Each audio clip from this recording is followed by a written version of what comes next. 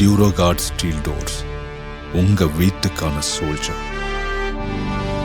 ஒரு முட்டாள் சொல்கிறான் திமுக தான் வந்து ஜெயிக்க போகுது.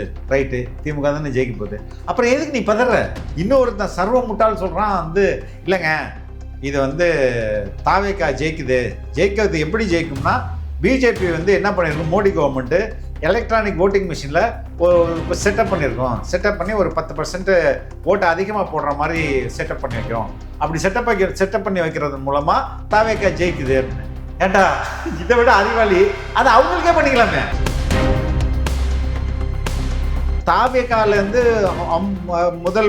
விஜய் முதல்வர், புசி ஆனந்த் அவர்கள் வந்து இன்னொரு அமைச்சர், அந்த அமைச்சர், இந்த அமைச்சர், சும்மா கற்பனையில் ஒரு ஷீட்டை ஒன்று ஃபோட்டோஷாப்பில் ரெடி பண்ணிவிட்டு அது இன்டர்நெட்டில் உழவு விட்டு அதை எடுத்து உட்காந்து விவாதிச்சிட்ருக்காங்க. இப்போ அது உண்மையிலே தாவேக்காலேருந்து வந்தது தானா? அதுக்கு பின்னாடி எந்த அளவுக்கு அது அந்த கடிதம் வந்து உண்மை, இது எதுவுமே அதை பற்றியான எந்த ஆய்வுமே பண்ணல. வந்தோடனே வந்துச்சு பாருங்க எந்த அளவுக்கு தரக்கூடியதே. நீ எவனா லிஸ்ட்டை படித்த எல்லாம் ஒரு விஷயம் கிளியர் ஆகுது. இந்த அமைச்சரவை லிஸ்ட்டை படித்தாங்களா எல்லாமே பெண்ணுக்கிட்ட காசு வாங்குறாங்க. இந்த மற்றவங்க இருந்தாங்கல்ல உருட்டுறவர்கள், உருட்டவங்க என்ன சொன்னாங்க, கூட்டம்லாம் எப்படிங்க ஓட்டாமல் வரும் சொன்னாங்களா இல்லையா? ஆமாம். ஏங்க யாருக்கு வேணா தான் கூட்டம் கூடும், அது எப்படிங்க ஓட்டாமல் வரும் சொன்னாங்களா இல்லையா? அப்போ அவங்க இன்னைக்கு என்ன நிலைப்பாடு இருக்குது அவங்களுக்கே தெரியுது. யாரை கேட்டாலும் விசில் தான் போட்டிருக்காங்க அப்படின்னு அவங்க சொல்லும்போது ஆஹா கூட்டம் ஓட்டா மாறாது, கூட்டம் ஓட்டா மாறாதுன்னு கிட்டத்தட்ட ஒரு வருஷம் உருட்டி இருக்கேன் மேடா. இந்த உருட்டை நம்ம எப்படி சரி பண்ணுறது? நேஷனல் மீடியாவில் இப்போ வந்து டிவிகே அப்படின்னு எடுத்தாலே அவங்களோட டோன் வந்து இப்போ ரொம்ப ஷிஃப்ட் ஆயிருக்கு. முன்னாடி வந்து கொஞ்சம் எதிர்த்து பேசுறவங்க இப்போ கொஞ்சம் நியூட்ரலைஸ் ஆயிட்டாங்க. அவங்க வந்து கிரவுண்டுக்கு வர்றதுக்கு முன்னாடி வேற மாதிரி இருக்காங்க. ஆமாம், கிரவுண்டுக்கு வந்துட்ட பிறகு என்னடா அது வேற மாதிரி இருக்குது கிரவுண்டு அப்படின்னு சொல்லிட்டு அதை தயாராகிறாங்க. அதுதான் சொல்லுனேன். அது நீங்கள் வந்து உங்கள் மனசு வந்து உங்கள் மைண்ட் வந்து you should be very open to see things. இல்லை நான் வந்து கருப்பு சோப்பில் தான் பார்ப்பேன், கண்ணாடியில் போட்டு தான் பார்த்தேன்னா அது உனக்கு தெரியாது ராஜா. இந்த ஜனநாயகம் அப்படிங்கிற ஒரு செட்டப்பில் நம்ம இருக்கும் போது சில பேரெல்லாம் வந்து பிரபலமான பேரே வந்து அவங்களுக்கு வந்து அவங்க அப்பா ஆண்டாங்க, அதனால ஆட்டோமேட்டிக்காக பையனும் நல்லா ஆட்சி கொடுப்பாங்க. அதே மாதிரி அவங்க பேர குழந்தையும் நல்லா வந்து ஆண்டுவாங்க. அதெல்லாம் அவங்க ரத்தத்திலே இருக்கு. யாருமா சொன்னது? கருணாஸ் அவர்கள் சொல்லியிருக்காங்க. இது என்ன குலக்கல்வி மாதிரில இருக்குது? அதை இவர் எப்படி ரெக்கமெண்ட் பண்றாரு? ரத்தத்திலே இருந்தா இப்ப புதுசா இப்போ வந்து நம்ம ஸ்டாலின் கிட்ட வந்து உங்களுக்கு குடும்பம் முக்கியமா இல்லைன்னா வந்து உங்க கட்சி முக்கியமா அப்படின்னு கேட்டா அவங்க என்ன சொல்லுவாங்க? குடும்பம் தாங்க கட்சி, கட்சி தாங்க குடும்பம், எனக்கு ரெண்டு முக்கியங்க அப்படின்னு.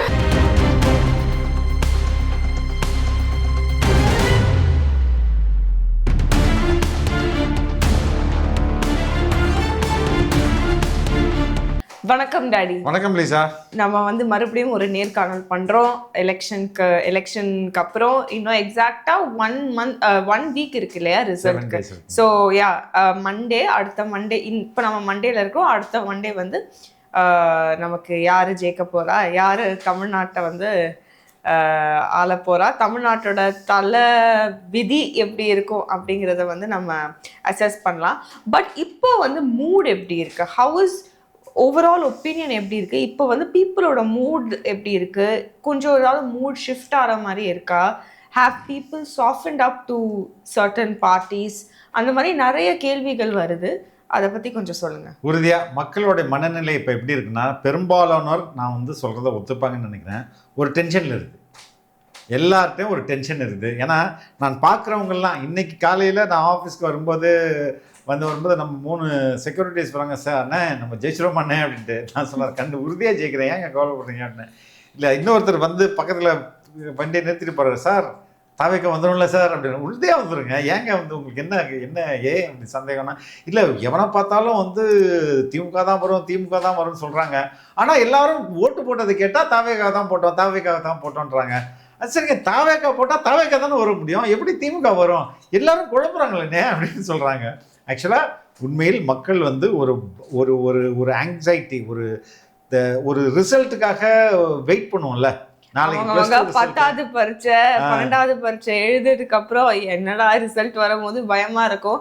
அந்த மாதிரி இப்போ ஒரு தேர்தலை வந்து மக்கள் பார்க்க ஆரம்பிச்சிட்டாங்க. தேர்தல் பயம் என்னதான் நம்ம எல்லாருமே ஓட்டு போட்டிருக்காங்க. நம்ம எல்லாருமே அந்த பார்ட்டியில இருக்கிற மாதிரியும் நம்ம எல்லாருமே சிஎம்மாக போறது மாதிரியும் அப்படியாக மக்கள் எதிர்பார்க்குறாங்க. உண்மையில் இது மிகப்பெரிய ஒரு அலை. இதை வந்து புரியாத முட்டாள்கள் தான் வந்து என்னை ஏமாத்திட்டு இருக்கானுங்க. அவனுங்களே தன்னையும் ஏமாத்தி மக்களையும் ஏமாத்திட்டு இருக்காங்க.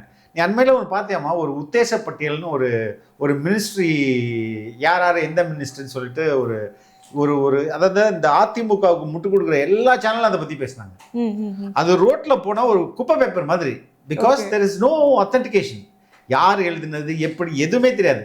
ரோட்டில் ஒரு பேப்பர் எவனோக்கு ஒரு பைத்தியக்காரன் எழுதி கிறுக்கி போட்டு போனான்னு வச்சுக்கேன், அதை எடுத்து சீரியஸாக ஒரு 10-15 சேனல் உட்காந்து டிஸ்கஸ் பண்ணுறாங்க. இது அதிமுகவுடைய மினிஸ்டர் கேப். தாவேகாலேருந்து முதல் விஜய் முதல்வர், புசியானந்த் அவர்கள் வந்து இன்னொரு அமைச்சர், அந்த அமைச்சர் இந்த அமைச்சர், சும்மா கற்பனையில் ஒரு ஷீட்டை ஒன்று ஃபோட்டோஷாப்பில் ரெடி பண்ணிட்டு அது இன்டர்நெட்டில் உழவு விட்டு அதை எடுத்து உட்காந்து விவாதிச்சிட்டு இருக்காங்க. இப்போ அது உண்மையிலே தாவேகாலேருந்து வந்தது தானா?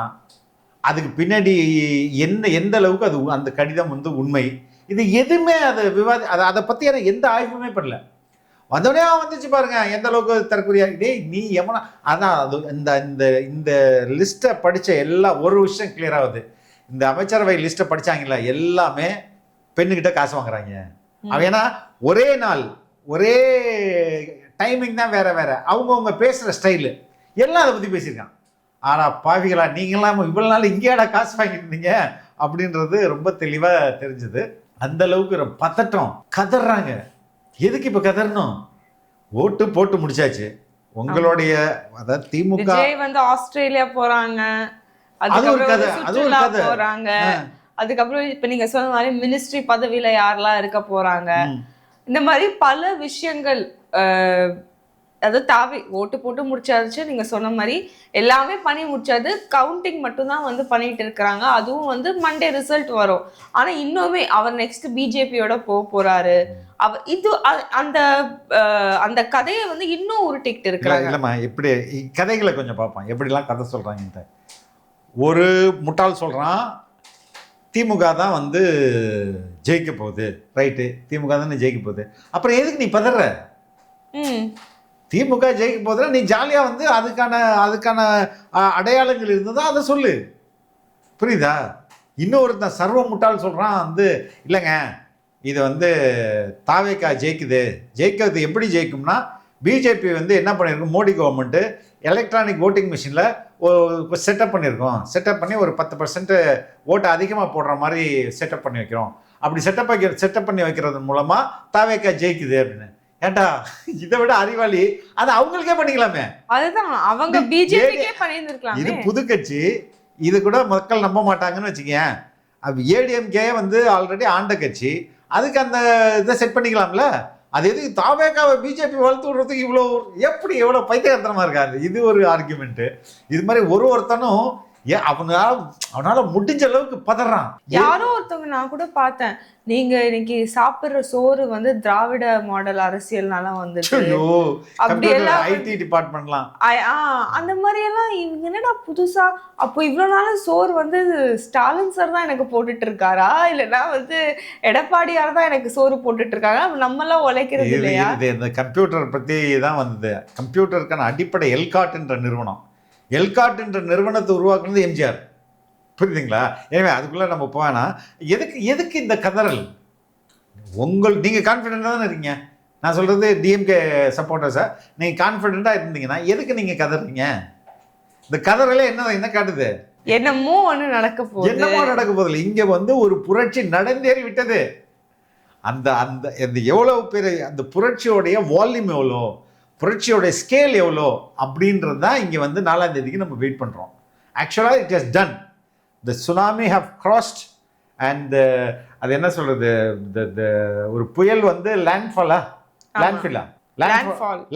ஆகி முடிச்சிருச்சு, கரையை கடந்து போயிடுச்சு. எந்தெந்த பெரிய மரங்களை சாய்ச்சிட்டு போயிருக்குது அப்படின்னு பார்க்க வேண்டியது தான் இப்போதைக்கு. ஆனால் நீங்க எப்படி இவ்வளோ கான்ஃபிடென்ட்டாக இருக்கீங்க? ஏன்னா இன்னும் கூட வந்து மக்கள் வந்து என்ன சொல்றாங்க, மக்கள் இல்லை லைக் ஜேர்னலிஸ்ட் அனலிஸ்ட் எல்லாம் என்ன சொல்றாங்கன்னா, நம்ம ஷார்ட்டா இவங்களுக்கு தான் விக்ட்ரி அப்படின்னு சொல்ல முடியாது. பிகாஸ் யாரோட ஓட்டு இது வந்து பாதிக்க போகுது, யாரோட ஓட்டை வந்து தாவேகா வந்து எடுத்துக்க போகுது நமக்கு எதுவுமே தெரியல. ப்ரையர் எலெக்ஷன் சர்வேஸ் அது எல்லாமே ரொம்ப மிஸ்லீடிங்காக தான் இருக்குது. We've already discuss. ரொம்ப பெய்ட் சர்வேஸ் நிறையா இருக்கிறனால நம்ம எதையும் நம்ப முடியாது. கொஞ்சம் உண்மையான பண்ணுற செஃபாலஜிஸ்ட் எல்லாமே வந்து இட்ஸ் அன்பிரடிக்டபிள் அப்படின்னு சொல்கிறாங்க. அதே மாதிரி தான் நேஷனல் மீடியாவிலும் இது விவாதிக்கிறாங்க. இது வந்து நமக்கு அன்பிரடிக்டபிளாக இருக்குது. யார் வின் பண்ண போகிறாங்கன்னு தெரில, யாரோட எலெக்ட்ரேட் ஓட்டை வந்து தாவேகா வந்து எடுத்துக்க போகுதுன்னு தெரில. ஸோ நீங்கள் எப்படி வந்து இது கிளியராக நாங்கள் தான் வின் பண்ண போகிறோம், வேர் கோயிங் டு எமர்ஜ் அஸ் வின்னர்ஸ்ன்னு நீங்கள் எப்படி சொல்கிறீங்க? ஒரு சிலரை தவிர மற்றவங்க எல்லாம் பாஸ்ட்ல என்ன பேசியிருக்காங்கன்னு அவங்களுக்கு தெரியும். மக்கள் மறந்துருக்கலாம், ஆனால் அவனுக்கு தெரியும் நான் என்னென்ன பேசியிருக்கேன்ட்டு. அவன் இந்த இடத்துல வந்து நியூட்ரலைஸ் பண்ணிக்கணும் தன்னையே. இன்னைக்கு நியூட்ரலைஸ் பண்ணதான் நாளைக்கு ரிசல்ட் எப்படி வந்தாலும் தன்னோட இமேஜை காப்பாற்றிக்க முடியும். அப்போ இதுவரை எப்படியெல்லாம் ஸ்லாண்டர் பண்ணாங்க அப்படின்றத பார்த்தோம்னா, இப்போ ஏன் இவங்க இந்த நிலைக்கு, அதாவது அன்பிரடிக்டபிள். அப்போ ஒரு சில பேரை உண்மையாக இந்த தேர்தல் கருத்து கணிப்பை நேசித்து நடத்துகிறவங்கெல்லாம், அதில் வந்து ஃபாதர் ராஜநாயகம் அவர் அன்பிரடிக்டபிள் எலெக்ஷன் சொல்லியிருக்கிறாரு.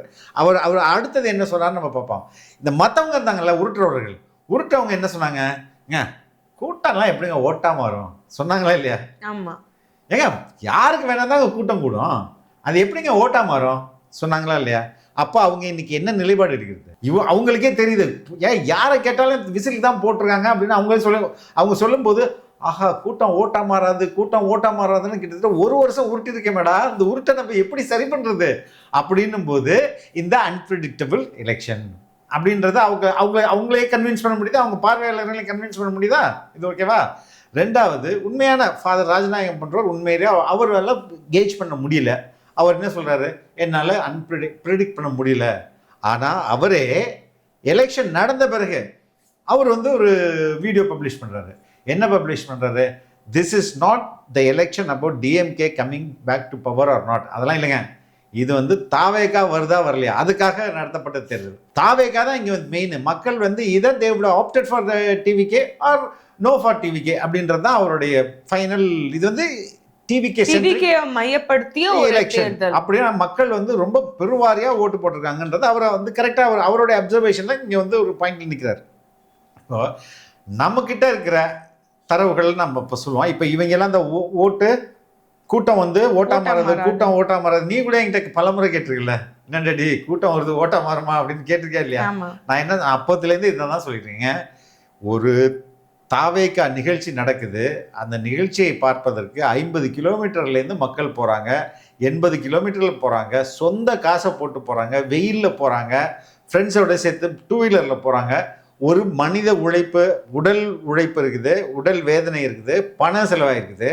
இதெல்லாம் தாண்டி இவ்வளோ லட்சம் பேர் போகும்போது தன் வீட்டுக்கு ரொம்ப அருகாமையில் இப்போ நம்ம வீட்டிலேருந்து போலிங் பூத் எவ்வளோ தூரம்? ஒரு 2 நிமிஷம் நடந்து, 2 நிமிஷம் 3. இதுதான் பெரும்பாலும் அரை மணி நேரத்தில் போகிறதா இருக்கட்டும். கிராமங்களில் சேர்த்துக்கூட அரை மணி நேரம் இது ஒரு அரை மணி நேரத்தில் போய் இல்லைன்னா 15 நிமிஷத்தில் போய் போலில் போயிட்டு போலிங் பூத்தில் போயிட்டு ஓட்டு போட மாட்டாங்கன்னு சொல்கிறீங்களே, இது எப்படிங்க லாஜிக்னு நான் கேட்டேன். கரெக்டா? இப்போ அதே தான் நடந்துருக்கு. ஏன்னா அவ்வளோ பேர் எதிர்பார்க்கவே இல்லை. எல்லாருமே நீ வேணா நான் உன்னுடைய உதாரணத்தையே நீ பேசுவேன், நீ எத்தனை பேர்ட்டமா கேட்டிருப்ப இதுவரை? நான் வந்து ஒரு அட்லீஸ்ட் ஒரு 25 people கிட்ட கேட்டு 25 people கிட்ட நீ கேட்டிருப்ப, யாருக்கு ஓட்டு போட்டீங்க, யாருக்கு ஓட்டு போட்டீங்க, அவங்களாம் யார் எத்தனை பேர் எந்தெந்த கட்சிக்கு ஓட்டு போட்டதா சொன்னாங்க? பெரும்பாலான மக்கள் வந்து நாங்க தாவேக்காக்கு தான் ஓட்டு போட்டோம். ஓகே, 25 பேர்ல பெரும்பான்மை. சரி ஓகே, யாரெல்லாம் தாவேக்கா ஓட்டு போடலன்னு சொன்னாங்க? எத்தனை பேர் சொன்னாங்க? ஒரு 5-6 பேர் சொல்லியிருப்பாங்க. ஓகே அப்ப நீ உன்னுடைய இதுதான் சாம்பிள். நீ எடுத்த சாம்பிள்ல 25 பேர்னா 20 பேர்கிட்ட தாவேக்காவுக்கும் சொல்லியிருக்காங்க. அந்த 5-6 பேர் சொல்லியிருப்பாங்களே, அவங்க அந்த 5-6 பேர் எந்தெந்த கட்சிக்கு சொன்னாங்க? டிஎம்கே சொன்னாங்க. டிஎம்கேக்கு எத்தனை பேர் சொன்னாங்க? டிஎம்கேக்கு ஒரு 3 பேர் 3 to 4 பேர் சொல்லிருக்காங்க. ஒருத்தர் வந்து என்டிகே சொன்னாங்க. மொத்த 3 பேர் 4 பேர் டிஎம்கே சொன்னாங்க. இதுதான் சாம்பிள் ரேட். இப்போ இதுதானே எல்லா ஊர்ல. இப்போ சென்னைக்கு எடுத்துப்போமே, இதே மாதிரி கிராமங்களில் கேட்டால் அவங்களும் இதே மாதிரி தான் சொல்றாங்க. மதுரையில் கேட்டால் அப்படி தான் சொல்கிறாங்க, எல்லா விருதுநகரில் கேட்டால் அப்படி தான் சொல்கிறாங்க. எல்லா நகரங்களிலுமே மக்கள் இதைத்தான் சொல்லும்போது நம்ம வேற வீட்டுக்கு வர ஸ்விக்கி நான் கூட கேட்டேன், யாருக்கு அங்கிள் ஓட்டு போட்டீங்க, யாருக்கு நான் ஓட்டு போட்டீங்க அப்படின்னு. அந்த மாதிரி நம்ம எல்லார்ட்டையும் கேட்டுட்டு இருக்கோம். நம்ம சொல்வதெல்லாம் என்னவா இருக்கு, அவங்க சொல்றது விசில் தான் சொல்றாங்க. பெரும்பாலான பீப்புள் வந்து விசில் தான் சொல்றாங்க. ரொம்ப வெரி ஃபியூ. அதுவும் அவங்க ஏன் டிஎம்கேக்கு போடுறாங்கன்னா அவங்க பொறுப்புல இருப்பாங்க, இல்லைன்னா என்டிகேல போட்டவர் வந்து அவர் பொறுப்புல இருக்கிறாங்க அதனால போட்டாரு. மற்றபடி இப்ப சாதாரண எந்த பொறுப்புலையும் இல்லாதவங்க எல்லாருமே வந்து டிவிகே அப்படின்னு தான் வந்து சொல்றாங்க. விசிலுக்கு தான் போட்டேன் அப்படின்னு வந்து ரொம்ப சொல்றாங்க. அந்த மாதிரி இதுவே வந்து இது ஒரு உதாரணம்னு நான் பார்க்குறேன். அதே சமயத்தில் நம்ம வந்து இதை சொல்கிறேன். இது வந்து நம்ம ஒரு ஹைப்போதேசிஸாக வச்சுப்போம். இது ஒரு இந்த மக்கள் இவ்வளோ பேர் ஓட்டு போட்டிருக்காங்கல்ல, நம்ம வந்து இவங்க எல்லாம் வந்து அப்போ 25 பேரில் 20 பேர் தாவேக்காவுக்கு ஓட்டு போட்டிருக்காங்க, மீதி ஒரு 4 பேர் தான் வந்து திமுக, அதுக்கப்புறம் ஒருத்தர் நாத்தாக்கா இப்படி போட்டிருக்காங்கன்ற இதை வந்து நம்ம ஒரு ஹைப்போதேசிஸாக வச்சுக்கிட்டு இப்போ இருக்கிற ஸ்டாட்டிஸ்டிக்ஸையும் நம்ம இதையும் கனெக்ட் பண்ணி பார்ப்போம். இது ரெண்டும் கனெக்ட் பண்ணி பார்த்தோம்னா நீ வந்து ஜாலியாகிடுவ. ஏன்னா நான் ஜாலியாக இருக்கிறேன் ஆல்ரெடி, நீ ஜாலியாகிடுவ. இப்போ இது ஒரு பக்கம். அப்போ மெஜாரிட்டி ஒப்பீனியன், நீ கேட்டது நான் கேட்டது எல்லாரும் கேட்டதுமே எல்லாரும் சார் யாரை கேட்டாலும் தாவேக்காக்கு தான் ஓட்டு போட்டேன், தாவேக்காக்கு தான். எங்கடா போட்டீங்க? ஒருவேளை உண்மையிலே தான் ஓட்டு போட்டாங்களா, பொய் ஓட்டு போட்டிருக்காங்களா? பொய் ஓட்டு போட்டு உங்ககிட்ட சொல்லணும். அதில் இப்போ நீ வந்து அதனால உனக்காக எந்த லாபமும் அடைய போகிறதில்ல, எந்த நட்டமும் அடைய போகிறதில்ல. எனக்கு உண்மையை சொல்லிட்டு போவாங்க. இப்போ போஸ்ட் எலெக்ஷன் தானே உண்மையை சொல்லுவாங்க. இப்போ இவங்க வந்து இன்னொரு உருட்டுறாங்களே எஸ்ஐஆரை வச்சு. ஆமா, எஸ்ஐஆர்னால தான் வந்து நமக்கு இவ்வளோ பெரிய பர்சன்டேஜ் வந்திருக்கு. இல்லைன்னா வந்து இது வந்து இதுக்கும் வந்து தாவேக்காவோட விக்டரியோ தாவேக்காவோட எஃபெக்ட்டுக்கோ எந்த விதமான ரிலேஷனும் இல்லை. நிறைய ஓட்ஸ் வந்து டிலீட் ஆயிருக்கு, அதனால பர்சன்டேஜ் வந்து அதிகமாயிருக்கு அப்படிங்கிற ஒரு சொல்றாங்க. கரெக்ட். இந்த லாஜிக்கையும் நம்ம ஆல்ரெடி மக்கள்கிட்ட கேட்ட அந்த லாஜிக்கையும் இந்த லாஜிக்கையும் நம்ம சேர்த்து பார்த்தோம்னா உண்மை என்னவென்று புலப்பட்டு வரும். உண்மையில் எண்கள் இருக்கு, அதில் நம்பர்ஸ் வந்து என்ன சொல்லாது, பொய்யே சொல்லாது. அது உனக்கு தெரியுதானே? Numbers will not lie. அப்போ அதுக்கு அந்த அடிப்படையில் இவங்களோட ஆர்குமெண்ட் எடுத்துப்போமா, எஸ்ஐஆர்ல அதிக ஓட்டு டெலிட் ஆயிருக்கு, அதனால ஓட் பர்சன்டேஜ் அதிகமாக இருக்கு. இதானே ஆர்குமெண்ட்டு? ரைட். இதை வந்து நம்ம முதல்ல சென்னைக்கு அப்ளை பண்ணுவோம். ஏன்னா சென்னை தான் ஆப்டான இடம். சென்னையில் வந்து டெலீட்டான ஓட்டுகள் 14,25,000. இட்ஸ் அ ஹியூஜ் ஜம்ப் இல்லையா? 14,25,000 பெரிய நம்பர் சென்னையில் தான் டெலீட் ஆயிருக்கு. புதிய வாக்காளர்கள் வந்திருக்காங்க, நியூ கமர்ஸ் வந்திருப்பாங்களா, அவங்க வந்து 1,45,000. ஓகே, இப்போ வந்து 1,45,000 நியூ கமர்ஸ். டெலீட் ஆனது எவ்வளோ? 14,25,000 பேர். 15 lakhsன்னு வச்சுப்போமே, 14,25,000 பேர் நீக்கப்பட்டிருக்கு. புதுசாக வந்திருக்கவங்க 1,45,000 பேர். ஓகே, கிட்டத்தட்ட இது ரெண்டையும் கழித்து பார்த்தோம்னா 12,80,000 வாக்குகள் வச்சுப்போம். 12 லட்சம் வாக்குகள் இங்கே காலி அப்படின்னு இருக்கும்போது சென்னையில் வந்து 83 வந்திருக்கு. இந்த லாஜிக் ஃபிட் ஆகுதா? இங்கே ஃபிட் ஆகுதா? போன வாட்டி 59% என்னது வாக்கு பர்சன்டேஜ், போல் பர்சன்டேஜ் போன வாட்டி 59%, இந்த வாட்டி 83%. காரணம் என்ன? சென்னையில் இவ்வளோ வாக்குகள் போயிருக்கு, அதனால இந்த பர்சன்டேஜ் ஹையாக இருக்குது. கன்வின்சிங்காக இருக்கா நமக்கு? கண்டிப்பாக. ரைட். இதுதான் சரி என்றால் இது வந்து எல்லா இடத்துலையும் அப்ளை ஆயிருக்கணுமா இல்லையா? ஆமாம். Throughout the state apply ஆயிருக்கணுமா இல்லையா? இதை இப்போ நம்ம பார்ப்போம். ஃபார் எக்ஸாம்பிள் கரூர் எடுத்துப்போம். கரூரில் டெலீட் ஆன வாக்குகள் எவ்வளோ? 45,000. ஓகே. புதிய வாக்குகள் எவ்வளோ? 35,000. ஓகே. அப்போ எவ்வளோ டிஃப்ரென்ஸ் வந்துருக்கு? 10,000 ஓட்டு தான். அந்த 10,000 ஓட்டு வந்து ஒரு 1%, 0.5% டிஃப்ரென்ஸை தானே ஏற்படுத்தியிருக்க முடியும். இப்போ கரூரை பார்ப்போம். இப்போ இந்த முறை பதிவானது 92.48, சரியா? 92%. 93% வச்சுக்கலாம். 93% வச்சுக்கலாம். போன வாட்டி பதிவானது 83%. 10,000 வாக்குகள் தான் இங்கே வந்து கம்மி. அது எப்படி 92% போக முடியும்? அப்போ சென்னைக்கு அப்ளிகபிள் ஆனது இங்கே அப்ளிகபிள் ஆகலை தானே? அதே போல் let us take for example Namakkal எடுத்துப்போம். நாமக்கல்ல வந்து டெலீட் ஆனது 88,000. ஓகே. புதுசாக உள்ளே வந்தது 45,000. there is a difference of 40,000 vote, 40,000 and odd vote. போன வாட்டி 79%, இந்த வாட்டி 89%. Okay, 10% increase. 10% ஆல்மோஸ்ட் எல்லா ஊர்லேயும். ஃபார் எக்ஸாம்பிள் இதை வந்து அப்படியே செங்கல்பட்டுக்கு போட்டு பார்ப்போம். செங்கல்பட்டில் டெலீட் ஆன ஓட்டு வந்து 4,10,000, புதிய ஓட்டு வந்து 1,20,000. இங்கேயும் ஹெவி தான், சென்னை மாதிரியே தான். அதே மாதிரி இங்கேயும் வந்து 82%. அதே போல் அரியலூர் வாங்க, அரியலூர்னு ஒரு டிஸ்ட்ரிக்ட் இருக்கு. அந்த டிஸ்ட்ரிக்ட்ல 38,000 என்னது டெலீட் ஆனது, உள்ள வந்தது 22,000. 16,000 தான் ஓட்டு டிஃப்ரென்ஸ். அந்த 16,000 0.5 இல்லை 1% அப்படி தானே மாற்றத்தை ஏற்படுத்திக்க முடியும். அந்த 16,000 இப்போ வந்து 90.8 91% வச்சுக்கலாம். போன வருஷம் போன தேர்தலில் 82. அப்படி ஒவ்வொரு ஊர்லையும் ஒரு 10% இன்க்ரீஸ், ஒவ்வொரு டிஸ்ட்ரிக்ட்லையும். ஆமாம், ஒவ்வொரு டிஸ்ட்ரிக்ட்லையும் என்ன ஆயிருக்குன்னா irrespective of deletion, irrespective of addition, அதாவது எவ்வளோ புது வாக்குகள் வந்தது, பழைய வாக்குகள் எவ்வளோ டெலிட், 12 லட்சம் டெலிட் ஆன, 14 லட்சம் டெலிட் ஆன சென்னையிலையும் 83 வந்திருக்குது, 10,000 டெலிட் ஆன கரூர்லேயும் 90% வந்திருக்குது. அப்போ தமிழ்நாடு ஃபுல்லாக நீங்கள் எடுத்து கன்னியாகுமரியில் போன வருஷம் 70%, இந்த வாட்டி 75%. அங்கேயும் பார்த்தீங்கன்னா 95,000 வாக்குகள் நீக்கியிருக்காங்க, 52,000 வாக்குகள் புதுசாக சேர்த்துருக்காங்க. எங்கேயுமே அதாவது என்ன சொல்றீங்க, இதற்கும் அதற்கும் தொடர்பே இல்லை.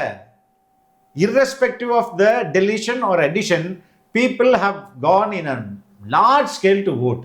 இதை இப்போ புரிஞ்சுக்கிட்டோமா? இது நம்பரில் நம்மளுக்கு ப்ரூவ் ஆகுதா? நம்பர் வைஸ் எல்லா டிஸ்ட்ரிக்ட்டுமே. ஃபார் எக்ஸாம்பிள் சேலம் அதே மாதிரி 90%, தருமபுரி 90%. நான் சொல்கிறது இந்த வாக்கு சொல்கிறேன். ஈரோடு 89%, 89%, 90%, 89.97, அதாவது 90% வச்சுக்கலாம். நாமக்கல் 89, 90 வச்சுக்கோம். அதே மாதிரி திருப்பூர் 87, 88 வச்சுக்கலாம், 88. சென்னை 83.5, 3.7, 84 வச்சுக்கலாம். கோயம்புத்தூர் 85, மதுரை 84, செங்கல்பட்டு 82, திருவள்ளூர் 84, தஞ்சாவூர் 85, திருச்சி 86, கன்னியாகுமரி 75, தூத்துக்குடி 79, அரியலூர் 90, திருநெல்வேலி 77. இப்படியாக எல்லா டிஸ்ட்ரிக்ட்லையுமே மிக அதிக அளவிலான வாக்குகள் பதிவாயிருக்கு. இதுக்கும் எஸ்ஐஆருக்கும் தொடர்பு இல்லை என்பதை நம்ம வந்து ரொம்ப அரியலூரை கம்பேர் பண்ணுறோம், செங்கல்பட்டை கம்பேர் பண்ணுறோம், சென்னையை கம்பேர் பண்ணுறோம், ஈரோடை கம்பேர் பண்ணுறோம். எந்த டிஸ்ட்ரிக்டை கம்பேர் பண்ணும்போது டெலிஷன் ஓட்டுக்கும் அடிஷன் ஓட்டுக்கும் இந்த வாக்கு அதிக அளவில் உயர்ந்ததுக்கும் சம்பந்தமே இல்லை. அப்போ ஏற்கனவே மக்கள்கிட்ட நம்ம கேட்ட கருத்து இருக்குல்ல, அதையும் இதையும் ஒப்பிட்டு பாரு. இங்க ஒரு பெரிய மாஸ் லெவல்ல ஒரு புரட்சி நடந்திருக்கா? கண்டிப்பாக. அது ஏன் நடந்திருக்குது? அதான் நம்ம விஜய் எஃபெக்ட். இதை இவ்வளோ தெளிவா சொன்ன பிறகும் அதெல்லாம் கிடையாது. நான் கண்ணை மூடிட்டு நான் வந்து என்ன சொல்றது, குப்புற அடிச்சுட்டு கண்ணை மூடிட்டு திமுக வந்துடும் எங்கேருந்து வருது திமுக? எப்படி வரும் திமுக வந்து வருமா வராதா அப்படின்னு நமக்கு தெரியாது. அதே மாதிரி தாவேக்காவும் வருமா வராதா அப்படின்னு தெரியாது. ஐ மீன் நான் நியூட்ரல் பெர்ஸ்பெக்டிவ்ல சொல்றேன். நியூட்ரல் பெர்ஸ்பெக்டிவ்ல ஆனா இன்னைக்கு வந்து நீங்க சொல்ற ஸ்டாட்டிஸ்டிக்ஸ் எல்லாமே எடுத்துக்கிட்டோம்னா கண்டிப்பா வந்து இந்த விஜய் வேவ் அப்படிங்கறது வந்து ஒன்று அன்டினயபிளா வந்து இருக்கு. அண்ட் கண்டிப்பா வந்து that has influenced these voters. நான் தொடக்கத்திலேருந்தே பல நாட்களாக சொல்லியிருக்கேன். நான் வந்து ஐ காட் கன்வின்ஸ்ட் பர்சனலா. நான் வந்து முதல் தாவேகா மாநாடு விக்கிரவாண்டியில் நடக்கும்போது நான் பர்சனலாக போய் பார்த்தேன், அட்டன் பண்ணுறதுக்காக போனேன். முதல் நாள் நைட்டே பாண்டிச்சேரியில் போய் உட்காந்துட்டு எவ்வளோ கஷ்டப்பட்டோன்னா என்ன, அவங்களுக்கு எனக்கு இன்டர்நெட் இல்லாமல் எப்படி ஃபுட்டேஜ் அனுப்புறதுன்னு தெரியாமல் ரொம்ப கஷ்டப்பட்டு அங்கே உட்காந்துட்டு அடுத்த நாள் காலையிலேயே போயிட்டு கவர் பண்ணிவிட்டு அன்னைக்கு நான் முடிவு பண்ணேன், தமிழ்நாடு ஒரு மாபெரும் மாற்றத்திற்கு தயாராகி விட்டது, அது தலைவர் விஜயால் மட்டுமே நடக்க போகிறதுன்னு நான் அன்றைக்கி முடிவு பண்ணேன். அதை தொடர்ந்து ஒவ்வொரு முறையும் நான் பார்த்துட்டு இருக்கேன். மக்கள் வந்து பேரளவில் இருக்கிறாங்க. இது எல்லாரும் வந்து ஆய்வை பொறுத்தவரையும் இல்லைனா ஒரு புதிய கருத்தை என்னை பொறுத்தவரை ஒரு மனிதன் வந்து ஓப்பன் மைண்டடாக இருக்கணும். when you approach something you should go with a blank mind. preconceived notion or preconceived ideas ஓட போனோம்னு வச்சுக்கேன், உன் மைண்டு அதில் நடக்கிற மாற்றங்களை, அதில் நடக்கிற புதுமையை வந்து புரிஞ்சுக்காது. ஏஐலாம் வந்து வேணாடா, அது வந்து உலகத்துக்கே ஆபத்துன்னு நினச்சிட்டு நம்ம போனோம்னு வச்சுக்கேன், அது it will not help you. Okay, let is explore AI, இதில் என்ன இருக்குதுன்னு தெரிஞ்சுக்கலாம் நம்ம போனோம்னா யூ வில் கெட் பெனிஃபிட்டட். அது மாதிரி தான் ஒவ்வொரு விஷயத்தையும் நம்ம ஓப்பன் மைண்டோடு அப்ரோச் பண்ணோம்னா you can get lot of insights and clarity. ஆனால் பலருக்கு இந்த ஓப்பன் மைண்டே கிடையாது. இந்த சோ கால்டு ஜேர்னலிஸ்ட் பல பேர் இருக்காங்களே, அவங்களுக்கு இந்த ஓப்பன் மைண்டே கிடையாது. ஏன்னா ஆல்ரெடி அவங்க பேசிட்டாங்க. ஓப்பன் மைண்ட்லாம் அது எப்படிங்க? இல்லை பட் நான் என்ன நினைக்கிறேன்னா நேஷ்னல் மீடியாவில் இப்போ வந்து டிவிகே அப்படின்னு எடுத்தாலே அவங்களோட டோன் வந்து இப்போ ரொம்ப ஷிஃப்ட் ஆயிருக்கு. முன்னாடி வந்து கொஞ்சம் எதிர்த்து பேசுகிறவங்க இப்போ கொஞ்சம் நியூட்ரலைஸ் ஆயிட்டாங்க. ஸோ இந்த ஷிஃப்ட்டை நம்ம வந்து இப்போ பார்க்குறோம். அர்னாப் போடுறவர்கள் எல்லாம் வந்து பேசுகிறாங்க. அந்த மாதிரி நிறைய இந்த எல்லாருமே அர்னாப் மட்டும் இல்லைம்மா, எல்லா நேஷனல் மீடியாக்கள் பொறுத்தவரையும் because they have sensed that something is going to happen. Because அவங்க வந்து கிரவுண்டுக்கு வர்றதுக்கு முன்னாடி வேற மாதிரி இருக்காங்க. ஆமா, கிரவுண்டுக்கு வந்துட்ட பிறகு என்னடா அது வேற மாதிரி இருக்குது கிரவுண்டு அப்படின்னு சொல்லிட்டு அதை தயாராகிறாங்க. அதுதான் சொல்றேன். அது நீங்க வந்து உங்க மனசு வந்து உங்க மைண்ட் வந்து you should be very open to see things. இல்லை நான் வந்து கருப்பு சிவப்பில் தான் பார்ப்பேன், கண்ணாடியில் போட்டு தான் பார்த்தேன்னா அது உனக்கு தெரியாது ராஜா. புரியுதா? அதை நீ அதுதான் ரிசர்ச்சில் இல்லைனா ஒரு புதிய எந்த ஒரு ஆய்வாக இருந்தாலும் இல்லை ஒரு விஷயத்தை புரிஞ்சுக்கிறதா இருந்தாலும் you should go with open mind. அந்த ஓப்பன் மைண்ட் இல்லாதவங்கெல்லாம் இன்னைக்கு வந்து ஜேர்னலிஸ்ட்ல ஒரு சில பேர் அவங்க வந்து டிஎம்கேஸ் அன்ரெகக்னைஸ்ட் ஸ்போக்ஸ் பர்சன். அது தனிமா அவங்க அதான் சொல்றேன். இப்பவே ஒருத்தன் ரெடி ஆயிட்டான்னு சொன்னல, ரிசல்ட் வந்து தாவேகாவுக்கு ஃபேவரா வந்து பெரிய மாற்றம் நினைச்சுன்னா உடனே தூக்கி பழைய எங்க போடணும்? ஓட்டிங் மிஷின்ல போடணும். இவங்க வரும்போது ஓட்டிங் மிஷின் நல்லா இருக்கும். புரியுதா? இவங்களுக்கு பிடிக்காதவங்க வந்து ஓட்டிங் மிஷின்ல வந்து தப்பு. இன்னைக்கே தயார்படுத்துறாங்க பாரு மக்களை. ஓகே, இதை நோக்கி செஞ்சீங்க. எல்லா ஓட்டிங் மிஷினும் தமிழ்நாட்டுல வந்து தப்பா? இல்ல இவனுங்க அப்படி சொல்லிட்டு இருக்கானே. சோ இல்ல அதான் கேக்குற ஒரு லாஜிக். அப்ப அதே மாதிரி வெஸ்ட் பெங்கால்ல இருக்கிற நான் சொல்றேன் லாஜிக் இருக்கவனு எப்படி திமுகவை சப்போர்ட் பண்ண முடியும்? லாஜிக்கே இருக்காது. ஒன்லி ஆர்டர் ஒபே, அவ்வளவுதான். தா take the pace and read and speak in your own language அப்படின்னா அவன் பேசுவான். அவ்வளோதான். அந்த பேப்பரை கொடுத்தா எஸ்எம்எஸ்ல வருதா, வாட்ஸ்அப்பில் வருதா, வரதை வச்சு அவன் பேசிக்கிட்டே இருக்க வேண்டியதான். அதனால் அவங்க லாஜிக்லாம் இருந்தால் இவ்வளோ ஆய்வுகள் இருக்குது, தரவுகள் இருக்குது. இதை நீ ஆய்வு பண்ணாலே தெரிஞ்சுதுமே. ஆனால் இதுக்கு வந்து நேரம் செலவிடணும், உட்காந்து படிக்கணும், உட்காந்து எழுதணும், முதுகு வலி வரும். சரியா இல்லையாம்மா? முதுகு வலி வரும், தலைவலி வரும். ஐயோ நம்ம இவ்வளோ நாள் வந்து தப்பான ஒரு இல்லை ரியலாக பண்ணுறதுக்கு. ஆனால் அது முட்டு கொடுக்கறதுக்கு ஒன்றும் தேவையில்லை. வாட்ஸ்அப்பில் மெசேஜ் வரும். அப்போ இதெல்லாம் பாயிண்ட்டு உங்கள் இஷ்டத்துக்கு உங்கள் பேரில் பேசுகிறீங்க, பில்லு வந்து கூகுள் பேயில் வந்துடும் அப்படின்னா அவன் பேசிட்டு இருக்க வேண்டியதுதானே. எதுக்கு உட்காந்து இப்போ இத்தனை டிஸ்ட்ரிக்டில் போன வருஷம் இப்போ எஸ்ஐஆரில் எவ்வளோ ஆட் ஆச்சு, எஸ்ஐஆரில் எவ்வளோ டெலீட் ஆச்சு, 21 வந்து எவ்வளோ பர்சன்டேஜ், 26 எவ்வளோ பர்சன்டேஜ், இது மாதிரிலாம் எதுக்கு நீ டேட்டா எடுக்கணும்? டேட்டாவை எடுக்கிறதில்ல, வாட்ஸ்அப்பில் வரதை வச்சுட்டு அடிச்சுட்டே இருக்கலாம்ல. வாட்ஸ்அப்பில் யார் ஓனர் அனுப்பி விடுவார், திமுக ஓனர், அவர் அனுப்புறதை வச்சு பேசிகிட்டு இருக்க வேண்டியதுதான். இஷ்டத்துக்கு பேச வேணாம். இன்னும் கொஞ்சம் வேணும்னா நீ தூக்கலாக காரம் என்ன பண்ணலாம், தூக்கலாக கொஞ்சம் எமோஷனில் போட்டுக்க, கெட்ட வார்த்தைகளை போட்டுக்க அப்படின்றது தான். அதனால் எந்த அறிவும் பயன்படுத்தாமல், எந்த உழைப்பும் பண்ணாமல், ஒரு ஸ்லாண்ட், அதாவது பழி சொல்கிறது, அவதூறு பரப்புறதை மட்டுமே இந்த நொடி வரையும் பண்ணிட்டு இருக்காங்கன்றதான் எனக்கு ரொம்ப வருத்தமாக இருக்குது. ஆக்சுவலாக வந்து இந்த விசில் புரட்சி அப்படிங்கிறது ரொம்ப ஒரு சைலண்டாக நடந்ததுன்னு நான் பார்க்குறேன். எதுவுமே பெருசாக வந்து ஐயோ இவங்க தான் வரப்போகிறாங்க, அவங்க தான் வரப்போகிறாங்க அப்படின்னு காட்டிக்கிறதோ இல்லை நிறைய வந்து இந்த எப்படி சொல்கிறது, அவங்க பாட்டுக்கு வந்தாங்க, ஓட்டு போட்டாங்க, போயிட்டாங்க. அந்த மாதிரி இதுக்கு ரொம்ப ஒரு இம்பார்ட்டண்ட்டான பார்ட் யார் ப்ளே பண்ணாங்கன்னா, ஆப்வியஸாக விசிலுக்கு வந்து போட்டவங்க நிறைய பேர் போட்டிருக்காங்க. முதியோர்கள்லேருந்து ஃபர்ஸ்ட் டைம் போட்டர்ஸ் நிறைய பேர் போட்டிருக்காங்க. பட் த சிக்னிஃபிகண்ட் சங்க் அப்படின்னு பார்த்தோம், மோஸ்ட் இம்பார்ட்டன்ட் பீப்புள் அப்படின்னு பார்த்தோம் யூத். அவங்க எல்லாருமே அந்த சைலண்ட்டாக அவங்க வந்து ஓட் பண்ணிவிட்டு அவங்களோட வேலையை காட்டிட்டு போயிட்டாங்க. இதை பற்றி நீங்கள் என்ன நினைக்கிறீங்க? இதுதான் மக்கள் என்பவர்கள் இப்படித்தான் ரியாக்ட் பண்ணுவாங்க. அவங்க இவங்க சொல்கிற மாதிரி நீ வந்து நீ என்ன நீ சாப்பிட்ற சோறு திமுக போட்டது, அதில் போட்ட உப்பு திமுக போட்டது, நீ போட்ட பேண்ட்டு திமுக போட்டது, நீ படிக்கிற புக்கு திமுக போட்டது அப்படிலாம் சொல்லவே மாட்டாங்க. மக்களுக்கு தெரியும் நீ நான் யார் என்பது. திமுக என்னத்தை போட்டுச்சு, என்னத்தை போடலை, எதை என்கிட்ட இருந்து எடுத்துக்கிச்சு, எல்லாமே மக்களுக்கு தெரியும். எனக்கு ஒரு வாய்ப்பு, ஜனநாயகத்தில் அதுதான் ஒரு மிகப்பெரிய biggest tool that you have. I have the power to change you man. அது எவ்வளவு பெரிய போற 5 வருஷம் இருக்கிற கோவத்தை வந்து ஒரு நாள்ல மக்கள் காட்ட மாட்டாங்களா? காட்டிட்டாங்களா? இப்போ இத வேற வந்து என்னன்னா, இந்த ஜனநாயகம் அப்படிங்கிற ஒரு செட்டப்ல நம்ம இருக்கும் போது சில பேரெல்லாம் வந்து பிரபலமான பேரே வந்து அவங்களுக்கு வந்து அவங்க அப்பா ஆண்டாங்க, அதனால ஆட்டோமேட்டிக்கா பையனும் நல்லா ஆட்சி கொடுப்பாங்க. அதே மாதிரி அவங்க பேர குழந்தையும் நல்லா வந்து ஆண்டுவாங்க. அதெல்லாம் அவங்க ரத்தத்திலே இருக்கு. யாருமா சொன்னது? கருணாஸ் அவர்கள் சொல்லியிருக்காங்க. அந்த நீங்க பாத்திருப்பீங்க பழைய வீடியோ இருக்குன்னா. அப்புறம் அவர் வந்து என்ன சொல்றது, ரத்தத்திலே வந்து அதான் நம்ம என்ன இப்ப மொனார்கிலையா இருக்கிறோம்? இது என்ன குலக்கல்வி மாதிரில இருக்குது. ஒருத்தன் இந்த இந்த ஜாதியில பிறந்தா அந்த ஜாதிக்கான தொழில் அவன் ரத்தத்திலேயே ஊறி போயிருக்குன்றதான் இவங்க சொல்ற என்ன சனாதனம் சொல்ற ஒரு மெத்தடு. அதை இவர் எப்படி ரெக்கமெண்ட் பண்றாரு? ரத்தத்திலே இருந்தா இப்ப புதுசா அது அவங்களுடைய இதுல இருக்கு, அவங்க ஃபேமிலி ஹிஸ்டரியில இருக்கு, என்னென்னமோலாம் சொல்றாங்க. அதுதான். சோ அப்படி இருக்கும் போது அப்ப நம்ம மொனார்கியா தான் இருக்க முடியும். சரி, டெமோக்ரஸிங்கிறது யார வேணாலும் இன்னைக்கு ஒண்ணுமே இல்லாதவங்கள கூட வந்து மேல உயர்த்தலாம், இல்ல எல்லாமே இருக்கிறவங்களையும் கீழே கொண்டுட்டு வரலாம். அதுதான் டெமோக்ரஸியோட. நீங்க டெமோக்ரஸியா பயன்படுத்தினா ஏன் சார் உங்களுக்கு வந்து இந்த பிரச்சனை? நீங்க டெமோக்ராட்டிக்கா நீங்க பயன்படுத்திருக்கலாமே, நீங்க பயன்படுத்தலையே. குடும்பத்தை தானே இப்ப இன்னைக்கு வந்து கொடைக்கானல்ல போயிட்டு இல்ல இப்போ வந்து நம்ம ஸ்டாலின் கிட்ட வந்து உங்களுக்கு குடும்பம் முக்கியமா இல்லைன்னா வந்து உங்க கட்சி முக்கியமா அப்படின்னு கேட்டா அவங்க என்ன சொல்லுவாங்க? என்ன சொல்லுவாங்க? குடும்பம் தாங்க கட்சி, கட்சி தாங்க குடும்பம், எனக்கு ரெண்டு முக்கியங்க அப்படின்னு. அந்த மாதிரி அதுதான் அவங்க குடும்பத்தை வந்து அவங்க சேஃப்கார்ட் பண்றத, கட்சியும் அவங்களோட ஃபியூச்சருமே வந்து இன்னைக்கு ஒரு கேள்விக்குறியா இருக்குல்ல. அதுதானே ரொம்ப. அப்ப மக்களுக்கு தெரியுது இல்லை இதுன்றேன்.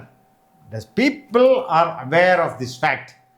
நீ வந்து குடும்ப ஆட்சி நடத்துறீங்க, ஆனால் அதை எடுத்து சொல்லி இந்த மாற்றத்திற்கு வித்திடுவதற்கு ஒரு தலைவன் தேவைப்படுறாங்க. அதுதான் இந்த பைபோலார் பாலிடிக்ஸே வந்து இன்னைக்கு வந்து ஒரு மனிதர் வந்து உடைத்து விட்டார்ல. இது பல பேர் வந்து முன்னாடி ட்ரை பண்ணிட்டு இருந்தாங்க, but nobody was able to crack it. வைகோல இருந்து சீமான் அவர்கள் இருந்து கமல்ஹாசன் வரைக்கும் பண்ணிட்டாங்க. ஏதோ ஒரு தேர்தல்ல வந்து நம்ம வந்து இந்த பைபோலார் பாலிடிக்ஸை வந்து உடைக்கணும் அப்படின்னு வந்து ட்ரை பண்ணவங்க. they couldn't come so far. ஆனா இன்னைக்கு தாவேகா தலைவர் ஒரு ஸ்ட்ராங்கா, ஏன்னா இப்ப வந்து நீங்க சொன்ன மாதிரி முன்னாடி இந்த ஹோல் எலெக்ஷனே வந்து தாவேகாவை மையப்படுத்தி தானே இப்போ இருக்கு. தாவேகா யாரை உடைக்க போறா அப்படின்னு தான் இப்ப டிபேட் இருக்கு. தாவேகா உடைக்குமா அப்படிங்கிற ஒரு டிபேட் இல்லாம இப்போ அது ஒரு ஸ்டெப் போய் இப்ப யாருக்கு அடி அதிகம் அப்படின்னு மாறிச்சு. ஸோ அந்த ஒரு 50-year-old பார்ட்டி 75-year-old பார்ட்டிங்கிறது சும்மாவா? அதை எடுத்து இன்னைக்கு ஒரு மனிதர் 2 வருஷத்துல ஒரு பார்ட்டி ஆரம்பிச்சு அவங்க வந்து இன்னைக்கு வந்து அவங்க ஆட்சி பிடிக்கிற எவ்வளவு சான்ஸ் இருக்கு அப்படின்னு வர அளவுக்கு ஒரு டிபேட்டை வந்து அவங்க ஒட்டுமொத்தமா மாத்திருக்காங்கன்னா அது ஒரு சாதாரண விஷயம். மிகப்பெரிய அச்சீவ்மெண்ட், மிகப்பெரிய சாதனை. இதுல என்ன நம்ம சொல்லணும்னா, இது இனிமேல் there is no bipolar. இந்த திமுக அதிமுக அப்படிலாம் கிடையவே கிடையாது. இன்னுமே ஒற்றை தான். நீங்க எல்லாம் சேர்ந்துங்க. யாரு எனக்கு எப்படி தெரியுமா தோணுது, ஒருவேளை நான் ஜஸ்ட் இந்த அளவு கூட போவாங்களோன்னு எனக்கு தோணுது. ஒருவேளை வந்து டிவிக்கு வந்து வின் பண்ணிடுச்சுன்னா, நல்லா வின் பண்ணிட்டாங்க, ஒரு 120 வின் பண்ணிட்டாங்க, ஏதோ ஒன்று வின் பண்ணிட்டாங்க, நெக்ஸ்ட் டிஎம்கே ஏடிஎம்கே கூட கோalition போறதுக்கு ரெடியா. அதான் சொல்றேன் நானு, அதுக்கான வாய்ப்பு தமிழ்நாட்டில் ஏற்படும். ஏன்னா அந்த அளவுக்கு இன்னைக்கு உண்மையிலே இன்னைக்கு களத்தில் நிற்கிற ஒரு கரிஸ்மேட்டிக் லீடர். இவங்கெல்லாம் ஒத்துக்க மாட்டாங்க. சினிமா கவர்ச்சின்னு சொல்லியிருந்தாங்களே மே 4 யூசி ஒரே கரிஸ்மேட்டிக் லீடர். உண்மையிலே எவ்வளோ ப்ரெஷர், எவ்வளோ கரிஸ்மா மட்டும் இல்ல, charisma with deep ideology, dignity. அதோட தான் சொல்றேன், ரொம்ப டெடிகேஷன் டு த ஐடியாலஜி. ஒரே நேரத்தில் 2 பவரை எதுக்குறதுமா, சென்ட்ரல்ல உள்ள பவரையும் எதுக்குறது, ஸ்டேட்ல உள்ள பவரையும் எதுக்குறது. காம்ப்ரமைஸே ஆகல. அவரோட கட்சி வந்து ஒரு ஆட்சி பிடிக்காம ஒரு நிலைமைக்கு வந்துருமோ அப்படிங்கிறத யோசிக்காம நாம வந்து இல்ல, நம்ம இந்த ஸ்டாண்ட் தான் எடுத்திருக்கோம், நம்ம மக்களை ஏமாத்தக்கூடாது, நம்ம இப்படிதான் இருக்கணும் அப்படிங்கிற அந்த ஒரு டிசிப்ளின் மட்டும் அதை நான் சொல்ல மாட்டேன், அந்த ஒரு கமிட்மெண்ட். அப்பெல்லாம் அவர் தமிழ்நாட்டை வந்து ஒரு பீஸ் ஆஃப் கேக் மாதிரி பார்க்கல, டேக் ஆஃப் த நேஷன் அப்படின்னு சொல்லுவாங்க, அந்த மாதிரி அவர் பார்க்கல. அவர் வந்து நான் வந்து உண்மையிலே என்னோட நேஷனை வந்து டாக் ஆஃப் த நேஷன், உண்மையிலே எஸ்டேட்டை டாக் ஆஃப் த நேஷனா மாற்றணும் அப்படிங்கிற ஒரு நிலைப்பாட்டில் வந்து அவர் இருந்தனால தான் அவர் இன்னும் வந்து அவர் சமரசம் செய்யாம தனியா போட்டிட்டு நின்று மக்களுடைய ட்ரஸ்ட் மட்டுமே அவர் வந்து வச்சு அவர் போட்டிடுறாரு. இது வந்து அவர் பதவிக்காகவோ இல்லைன்னா வந்து புகழுக்காகவோ அப்படி ஆசைப்படல. நான் ஒரு மாற்றத்தை கொண்டு வரணும் அப்படின்னு ஆசைப்பட்டேன். which I feel many independent parties failed இதுக்கு முன்னாடி.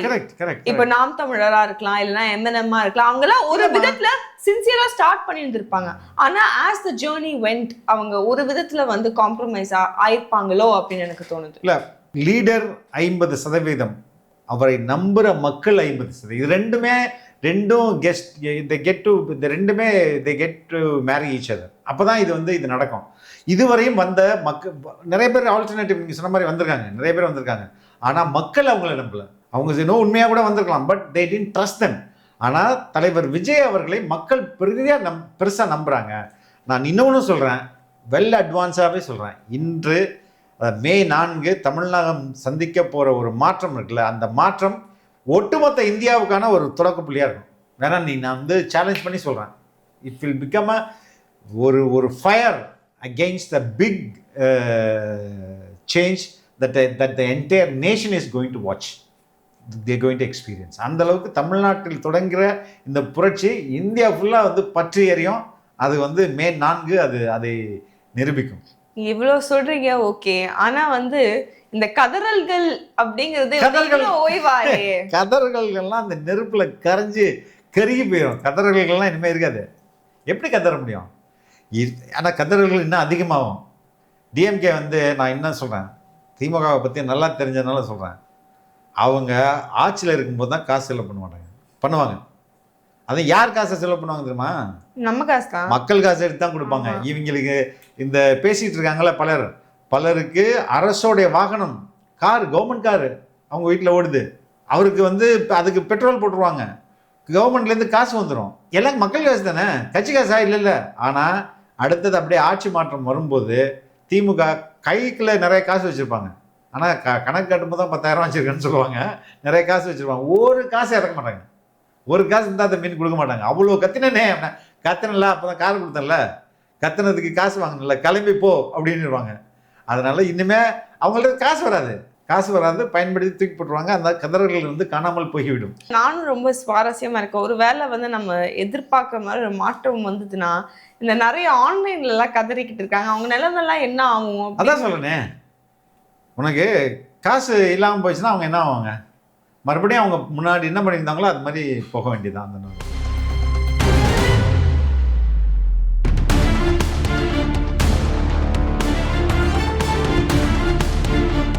ரொம்ப ரொம்ப நன்றி டாடி. நம்ம மாற்றத்தை எதிர்பார்ப்போம். மாற்றம் என்பதே மாறாதது, அதை மனிதர்கள் உணர்ந்து கொண்டால் நல்லது. ஓகே, ரொம்ப ரொம்ப நன்றி லீசா. தொடர்ந்து பேசுவோம். நன்றி.